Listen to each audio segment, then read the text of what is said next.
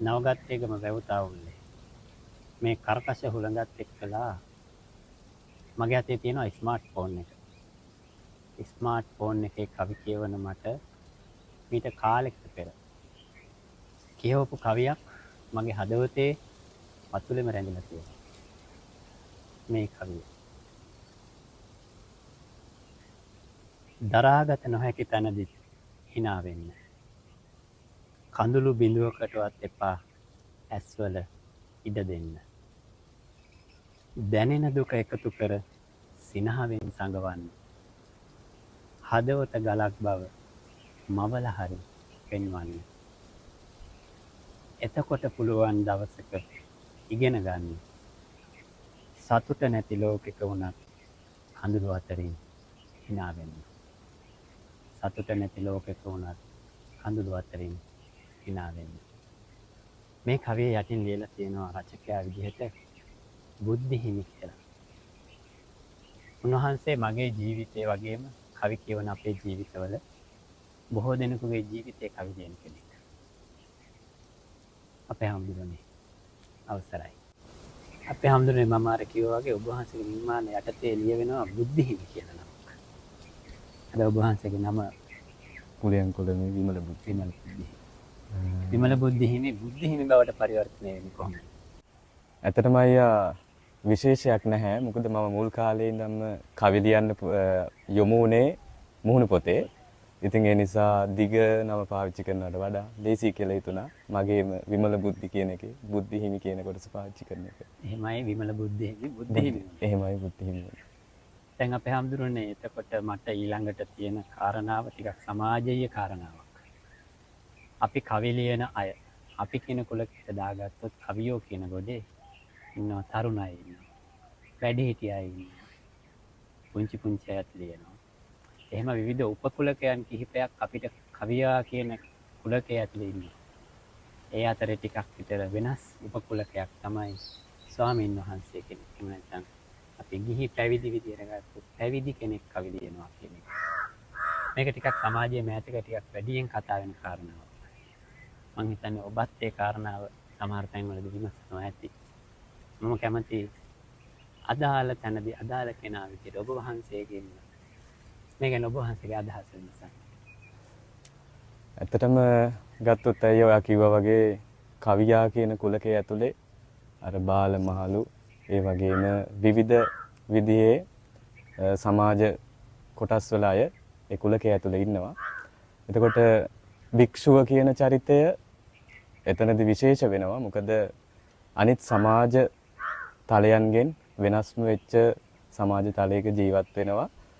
එතකොට පිට ඉන්න එහෙම නැත්නම් පිටස්තර සමාජයේ භික්ෂුව දිහා බලන්නේ ලෞකික ජීවිතයකට එහා ගිහිල්ලා ලෝකෝත්තර ජීවිතය හොයාගෙන යන කෙනෙක් විදියට. නමුත් අපිට කවිය කියන කාරණාව ඒක ලෞකික ඒ වගේම ලෝකෝත්තර කියන මේ දෙයාංශයෙන්ම තියෙන දෙයක්. එතකොට මේ භික්ෂුව කියන පුද්ගලයා එහෙම නැත්නම් චරිතයත් කවියෙක් වුණාම මම හිතනවා නිදහසක් හොයන්නත් බෑ. ඒ වගේම භික්ෂුව කියන එක අමතක කරන්නත් බෑ. මේ සියල්ල තුල සොයන් විනයක් භික්ෂුව කවියෙක් වෙනවා නම් ඒ භික්ෂුව තුල තියෙන්න ඕනේ කියන එක තියෙනවා. ඒක පිටස්තර සමාජයකින් අපිට දෙන විනයකට වඩා ලියන පුද්ගලයා විදියට සමාජයට වග කිය යුතුයි කියලා මම හිතනවා. භික්ෂුවක් විදියට සංස්ථාවකට වග කියන්න ඕනේ මගේ හැම වචනයක්ම. මම ලියන හැම වචනයක්ම මම භික්ෂු කියන සංස්ථාවටත් වග කියන්න ඕනේ කියන එක තියෙනවා. ඉතින් මම හිතන්නේ මම මේ පිළිබඳව නිරන්තරයෙන් කල්පනා කරනවා. මම හිතනවා භික්ෂුව කියන කෙනා කවි ලියන්න ගියාම භික්ෂුව අමතක කරන්නත් බෑ. තමන්ගේ භික්ෂුභාවය අමතක කරලත් බෑ. නමුත් කවිය කියන්නේ සීමා මායිම් ඉක්මවා ගියපු කාරණාවක්. එතනදී භික්ෂුව වෙන නිසාම කවියට අසාධාරණයක් වෙන්න දෙන්නත් බෑ. ඉතින් ඒ නිසා ඒක හරි පරිස්සමෙන් වෙන් කරගන්න ඕන සීමා නිර්ණයක් කියලායි මම හිතන්නේ. දැන් මගේ අතේ තියෙනවා මෙන්න මේ පොත. මේ පොත තමයි උන්වහන්සේගේ නිර්මාණ ජීවිතයේ කූට ප්‍රාප්තිය. අර මුලින් උන්වහන්සේ සඳහන් කරා වගේ මුහුණු පොතේ තැනින් තැන ලියපු කවි, මුහුණු පොතට නොආපු කවි සියල්ලම එකතු කරලා උන්වහන්සේගේ ජීවිතයේ කතාන්දරේ, ජීවිතයේ කවි කතාව එකතු කරගත්ත තැන. සාමාන්‍යයෙන් අපි අපේ හාමුදුරුවනේ පොතක් අතට ගත්තාම ඉස්සෙල්ලාම බලන්නේ පොතේ පිටපැත්ත. පොතේ මාතෘකාව ඊළඟ නැවතුමට පෙර බැලු බැල්මටම බර නමක්. මම කෙටියෙන් දැනගන්න ආසයි ඔබ වහන්සේට මේ නම හිතුනේ කොහොමද කියලා ඉස්සෙල්ලා. නම් ගොඩාක් හිතුණා පොත ලියනකොට. නමුත් ඔයතන මම නතර වුණේ මගේ කවියේ එක මාවතක් පෙන්වලා දුන්න කෙනෙක් තමයි කවියට දොරකඩාස් නෙවෙයි නැත්නම් පෙරවදන ලියපු මහාචාර්ය රෝහණ සෙනවිරත්නයන්. එතකොට එතුමාගේ අදහස් එක්ක ගලපගෙන ගත්තාම මට මේ නම හිතුණා. මොකද අපි හැම වෙලෙම අපේ ඊළඟ නැවතුම ගැන අනිවාර්යයෙන්ම හිතන්න ඕනේ. ඒක ඊළඟ භවයේ නැවතුම වෙන්නත් පුළුවන්. එහෙම නැත්නම් ඔබ මේ ගමන් කරන ජීවිතේම ඊළඟ සම්දිස්ථානය වෙන්නත් පුළුවන්. මේක ගැන අනිවාර්යෙන් හිතන්න ඕනේ. ජීවිතය කියන්නේ මොහොත රසක එකතුවක් කියනවා නෙමෙයි. වහන්සේගේ කවි පොත. මම එක්වරම මේ කවි පොත පෙරලනකොට නම් මට හිතා ගන්නට අපහසුයි මේ කවිය අතරින් කොයි කවියද මම ඉස්සෙල්ලා කියන්නේ කියලා. හැබැයි මම ඔබ වහන්සේගෙන් තෝරගත්තා මේ ජීවිතයේ ගණිතය කොයි වගේද කියලා ඔබ වහන්සේ කියපු විදිහ තෝරගත්තා. සසරෙහි දුරමනින ඒකකය තමයි මේ ජීවිතය. සිය දහස් ගණනක් මැන්නද එකතු කර බලන හැමවර ලැබෙන පිළිතුර එකමය. උපාද තිති භංග ජීවිතයේ කොටස් තුන. මකමකා සදනමුත් වරදින. වෘතයක පරිදි ඒ තමයි සංසාර චක්‍රය. අටලෝ දහමගෙන නිවැරදිව බෙදාගෙන අරි අටහි සූත්‍රය මතකයේ තබාගෙන පියවර 4කින් ලබාගත යුතුව ඇත. සසර කෙතරම් දුරද වගේ. සසර කෙතරම් දුරද වගේ. ඒ තමයි ජීවිතයේ ගණිතය. ඒ තමයි ජීවිතයේ ගණිතය. අපේ හැමදෙරේ මමත් උසස් පෙළට දක්වාම ගණිතය ඉගෙන ගත්ත කෙනෙක්. ඔබ වහන්සේ මෙච්චරටම ජීවිතයේ ගණිතයට ගලපනවා කියලා මට හිතා ගන්න අමාරුයි. කොහොමද අප්පා මේ පරිධිය ගැන සංසාර චක්‍රය ගැන ඔබ වහන්සේ කවියට මෙච්චර පද අඩු සංඛ්‍යාවකට ගලපගත්තේ? ඇත්තටම ඔය කවිය ඇතුලේ බෞද්ධ දර්ශනයේ මූලික කාරණා කිහිපයක් තමයි අන්තර්ගත වෙන්නේ. උත්පාද තිතිබංග කියලා කියන්නේ මේ ජීවිතයේ අවදි තුන. එතකොට අපි කොච්චර ජීවිත ප්‍රමාණයක් ගත කරලා තියෙනවද කියලා අපිට දන්නේ නැහැ. අපි දන්නේ එකම එකයි. ඒ මේ ජීවිතේ විතර අපි මේකෙන් එහා තිබ්බ දේවල් මේකෙන් පසුව තියෙන දේවල් දන්නේ නැහැ. ඉතින් කොච්චර මේ කාරණාව බැලුවත් අපිට මේ සංසාර චක්‍රයේ සංසාර වෘතේ පරිධිය අපිට ගන්න බෑ. අපිට ඒ ගාන හදා ගන්න අමාරුයි. කොහොම නමුත් අපිට බුදුහාමුදුරුවෝ පෙන්නලා දුන්නා කොහොමද මේකේ මේ සංසාරයේ දුර මැනගන්නේ කියන එක. ඉතින් ඒ තමයි ඉතින් අටලෝ දහමින් කම්පා නොවි චතුරාර්ය සත්‍ය කියන මේ පියවර 4න් ඒ දුර මැනගන්න ඕනේ කියන එක බුදුහාමුදුරුවෝ පැහැදිලි කරා, දේශනා කරා. ඉතින් මම ඒ කාරණා සරල වචනයට තමයි ගත්තේ. ඒක තමයි කවිය. සරලවම කිව්වොත් ඔබ වහන්සේ කවියෙන් බණ කියනවා. ඔබට කවිය කියවනකොට තේරුණාද? උන්වහන්සේ කවියෙන් බණ කියනවා කියලා. දැන් මම එහෙම කිව්වහම නිර්මාණ කරුවෙක්ව ලඝු කරනවා. දැන් මම ඒ සටහන වෙන පැත්තකට ගෙනියන්න හදනවා. මේ ඔබ වහන්සේගේ තවත් කවියක්. හීනකින්වත් එන්න බැරි නම් තරුවකට මගේ ළඟට මොකට ඔච්චර hina වෙනවද? වාවන්නේ නැහැ හිතට. කවදාක හෝ මතක් වුණොතින් ඉතින් ආයෙම මාව සඳට රහසින් නැබී බලපං මම සිටිය තැන පහළ. එදාටත් මං බලන් ඉන්නවා පුරුදු විදිහට අහස. අහස දිහා බලන්න ගත්තේ කොහොමද? කවිය පුරුද්දක් විදිහට අහස බලනවා. ඒක කවියක් විදිහට ඔයත් දන්නවා. අපි හැමෝම අහසට අපරිමිතව පෙම් කරන කවිය. අහස ගත්තාම සඳ මූලිකයි. තරු ඉතින් මේ දේවල් එක්ක දැන් මෙතනට ආවහම ඔයාලා දන්නවා ඉතින් හුදකලා ජීවිතයක් ගෙවන්නේ. එතකොට මීට වඩා නිහඬයි මේ ස්ථානයේ රාත්‍රියට. ඉතින් ඒ වගේ අවස්ථාවල ওই වගේ පරිකල්පනයන් එක්ක ලියවුණු කාරණා ඉතින් ප්‍රේමය කියන කාරණා පරිකල්පනමය වශයෙන් ගන්න පුළුවන්. ඒ වගේම ඉතින් අත්දැකීම් කියන කාරණා අපි අනුභූතිය එහෙම නැත්නම් විඳීමට එහා ගිහිල්ලා අපි අනිකුත් ඉන්ද්‍රියන් මගින් ප්‍රේමය කියන දේවල් ස්පර්ශ කරනවා. එතකොට ඒ කාරණාත් එක්ක ඉතින් තනි වුණු වෙලාවක රාත්‍රියක ලියවිච්ච කවියක්. මං හිතන්නේ මෙතනම ලියවුණු කවියක් වෙන්න පුළුවන්. ඒක හරි අපූර්වයි. කවියක් ලියවුණු තැනට ඇවිල්ලා කවිය සහ කවියාව විමසීම ඒක කවියට කරන හරි සාධාරණයක්. සතුට වෙනවා අපි එහෙම තැනකට එකතු වෙන්නට ලැබින්නේ. අපි දිගින් දිගටම කවි ගැන කතා කරනවා නිර්මාණකරුවෙක් විදිහට. ඔබ වහන්සේගේ ඉලක්කය අපි කියමු බලාපොරොත්තු සිහින අරමුණ මොකක් හෝ ඒවා වචන. කැමති දැනගන්නට ඊළඟට දැන් ඔබ වහන්සේ මුහුණු පොතේ කවි ලියුවා. ඊළඟට පොතක් කරා. ඔබ වහන්සේ මෙතනින් නැවතිය යුතු නැහැ. නික්ම යනතුරු නිර්මාණකරණයේ යෙදිය යුතුයි.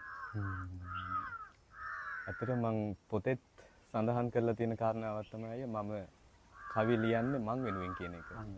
කියන්නේ මම මට කවි ලියා ගන්න හේතුව මගේ අභ්‍යන්තරය මගේ ඇතුළත මට අවශ්‍ය කරන සැනසීම එහෙම නැත්නම් අපි කියන අභ්‍යන්තර සාමය වගේ වචන වලින් කිව්වොත් ඒ කාරණාව ඇති කරගන්න තමයි මම කවි ලියන්නේ. ඒ කියන්නේ මගේ ඇතුළත හිස් කරගන්න. එතකොට මම කවියෙන් විශාල බලාපොරොත්තු හෝ කවියෙක් විදියට මේ වගේ ලොකු මේකක් හෝ හීනයක් හෝ බලාපොරොත්තුවක් නැහැ. මට ඕන හෙටත් මේ වගේ තැනක වාඩි වෙලා නිහඬව වචන කිහිපයක් ගලප ගන්න පුළුවන් වුණොත් මම හිතනවා ඊළඟ දවසේ මට තෘප්තිමත් විදියට මගේ කටයුතු ආරම්භ කරන්න පුළුවන් තත්යකට තියෙන. ඒ නිසා මම අර හැම වෙලෙම කියන්නේ මම මං වෙනුවෙන් ලියන කවි සමාජය වැළඳ ගන්නවා. එතකොට ඒ කවි ඒ අයගේ කවි බවට පත් වෙලා තියෙනවා. ඒ නිසා මහා විශාල හීනයක් බලාපොරොත්තුවක් කවිය තුලින් ලබා ගන්න කියලා එහෙම අරමුණක් නැහැ. නමුත් කවිය නවත්තන්නෙත් නැහැ. කවිය ලියවෙන එක නවතින්නෙත් නැහැ. දිගින් දිගටම අපි කවි කියද්දී අපුටෙක් මෙතෙන් ඇවිල්ලා කවි ඇහුවා. කවි අහගෙන ඉන්න ගමන් එයාත් කවි කියන්නට ගත්තා. මොකද දන්නවද මම කරේ? මගේ මතකයේ තිබුණා මේ පොතේ හරි අපූර්ව කවියක්. මම ඒ කවිය පෙරලනකොට කපුට යන්නට ගියා. නමුත් මම ඔබට කවිය දෙනවා. මෙන්න මේකයි කවිය. නිහඬියාව බිඳගෙන හැඬෝ කිරිල්ලිය එළවා දැම්මෙමි කෝපයෙන් බැන වැඩි. කවුළු පියන් වැසුවෙමි. මොහොතක් ගෙවුනි ඈ දැන් නිහඬය. වේදනාවක් දැනි විවර කළෙමි කවුළු පියන්. ඇය පෙනෙන්නට නොවීය. පුංචි කූඩුවක් පමණක් බිම වැටි විසිරී තිබුණි. ඊට මදක් ඈතින් බිඳී ගිය බිත්තරයක් බිම වැටුණි. බිඳී ගිය බිත්තරයක් බිම වැටුණි. අපි හඳුනන්නේ කවියගේ ජීවිතේත් හරි අපූර්වයි නේද? ඕන තැනකට ඕන විදිහකට අපිට ගලප ගන්නට පුළුවන්. අත්දැකීම් කියන ඒවා එදිනෙදා අපිට නිරන්තරයෙන් හමු වෙන දේවල්. ඉතින් ওই කවිය ගොඩාක් ਵਿਚාරයට බඳුන් වුණා කීප දෙනෙක් විසින්ම. එතකොට විවිධ දෘෂ්ටි කෝණ වලින් ওই කවිය ඒ අය විවරණය කළා. නමුත් ඇත්තම අනුභූතිය තමයි සරල වචන වලින් ওই තියෙන්නේ. මම අත්විඳපු දේ. එතකොට නමුත් අපි මිනිස්යෝ විදියට මානුෂීය වශයෙන් අපි සමාජයේ ජීවත් වෙනකොට අවට පරිසරයට සංවේදී විය යුතුයි කියන එක අඟවන්නත් එක්ක තමයි මම ওই කවිය ලිව්වේ. ඇත්තටම ওই කවියේ ලොකු පැතිකඩක් නැහැ. මම අත්විඳපු අත්දැකීමක්. ඒ විදිහටම සරල වචන වලින් ලිව්වේ. නමුත් අපිට ඒක ගොඩාක් පැතිවලට ගලප ගන්න පුළුවන්. කතා බහට ලක් වෙච්ච කවියක් විචාරකයෝ කීප දෙනෙක්ගේ විචාරයට ලක් වුණු කතා බහට ලක් වුණු සහ විවිධ පැතිකඩ කුටුම්බයට කුටුම්බ ජීවිතයට ඒ වගේම අවට පරිසරයට බද්ධ කරන්න පුළුවන්. මට වගේ ගිල්ලා යන කපුටෙකුටත් කියන්නත් පුළුවන්. අපිට පුළුවන් ඉතින්. ඔබ වහන්සේගේ මේ කාව්‍ය සංග්‍රහය ඊළඟ නැවතුමට පෙර මේක යටින් ඔබ වහන්සේ ස්තුතිය කියන තැන යට සඳහන් කරනවා මෙන්න මෙහෙම. සහාය කතිකාචාර්ය ශාස්ත්‍රවේදී සම්භාව්‍ය භාෂාංශය පේරාදෙණිය විශ්වවිද්‍යාලය පේරාදෙණිය කියලා. නමුත් මම දන්නවා ඔබ වහන්සේ දැන් පේරාදෙණිය විශ්වවිද්‍යාලේ නැහැ කියලා. ඔබ වහන්සේන් ඉවත් වෙලා ඇවිල්ලා දැන් මේ අර ඔබ වහන්සේගේම වචනේ කොට වන්නේ කරේ. මේ අහිංසක මිනිස්සු එක්කලා මේ පන්සලකට වෙලා පිනක් දහමක් කරමින් අනිත් අයට මඟ පාදා දෙමින් ජීවත් වෙනවා. ඔබ වහන්සේගේ මේ ජීවිතය ගැන මට හරි ආසාවක් තියෙනවා දැනගන්නට. මේ හුළඟ මේ පරිසරය මේ වැව්සාව මේක බොහෝ දෙනෙකුට නොදැනෙන ජීවිතයක්. ඇත්තටම ඒ කියන්නේ සමහර අවස්ථා නැතුව නෙමෙයි මේ ජීවිතය පිළිබඳව කලකිරීම ඇති වෙන්නේ. ඒක සාමාන්‍ය දෙයක්. නමුත් මම මේ ස්ථානයට ලැබී ඒ කියන්නේ මේ ස්ථානය ගත්තොත් නිහඬ පරිසරයකට මට අවශ්‍ය කරන සියලු අංග උපාංග ටික මෙතන තියෙනවා. ඒ වගේ මේ දර්ශනයේ අවශ්‍ය සියල්ල තියෙනවා. පැවිදි ජීවිතය කියන්නේ ඉතින් කොහොමත් කොතන හිටියත් කටුකයි. ඒ වගේම හුදකලායි. ඉතින් ඒ දේවල් දරාගෙන කවියත් එක්ක ඉන්න හොඳ පරිසරයක් තියෙනවා නේද? දැන් අපේ හාමුදුරුවනේ ඔබ වහන්සේම කිව්වනේ කාලය ගැන. ඊළඟ නැවතුමට පිටත් වෙන්නට ඕන කියලා. ඊළඟ නැවතුමට පෙර මම මෙහෙම කවියක් කියවනවා ඔබ වහන්සේට. හඳුනාගත් තැනින්ම නිමා වේ නම් ප්‍රේමය.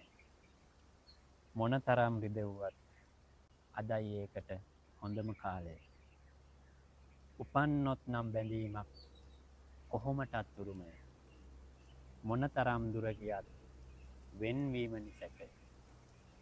ඉතින් අපේ හමුවීම අපිට විතරක් අහඹුය. සුඳුර තවම අපි වෙන්වීම පටන් ගත්තා විතරයි. තවම අපි වෙන්වීම පටන් ගත්තා විතරයි. සමුගෙන යන්නට නැවත එනතුරු යන්නට අවසරයි. බොහොම ස්තුතියි ආවට සහ මේ විදිහේ කතා බහකට මේ විදිහේ ඇත්තටම මේක අනපේක්ෂිත මොහොතක් සහ අවස්ථාවක්. ඉතින් දෙන්නටම බොහොමත්ම ස්තුතියි.